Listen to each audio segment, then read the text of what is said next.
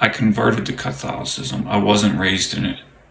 I was raised around Christianity, but without a sense of sin, without the concept of the soul, overall without metaphysics.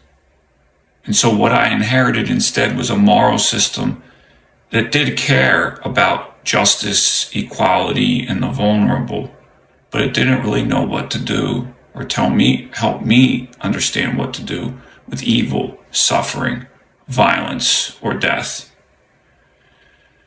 And so I spent most of my life trying to solve those aforementioned problems with politics, psychology, substances, relationships, and spirituality stripped of theology.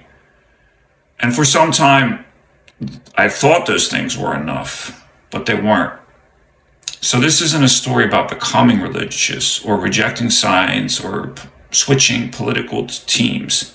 It's about why, after decades of searching, finding recovery, encountering illness and loss, and small failures, Catholicism became the first tradition that could hold all of it, my body, my mind, my history, my ethics, and even my suffering, without falling into ideology or its alternate denial. And this is why I converted to Catholicism.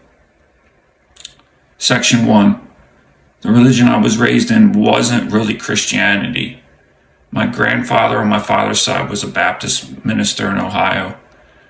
My father was studying to be a pastor himself. The 60s and the 70s came. My dad kind of was late to the 60s, but he ended up rebelling, and he was introduced to counterculture and leftist politics. And so there is an overlap between Christianity and leftism. There's the concern for the disadvantaged. There's concepts of equality, although they're kind of different in the two different traditions. There's suspicion or skepticism of wealth and power. There's a strong belief that language and persuasion and ideas are powerful. And so increasingly, as my dad got older and I was born, he retained the ethics of his Christianity, of his birth and upbringing, but the metaphysics slowly slipped away. And so I didn't really grow up technically an atheist, but functionally I grew up in a moral system that had no soul. Section 2.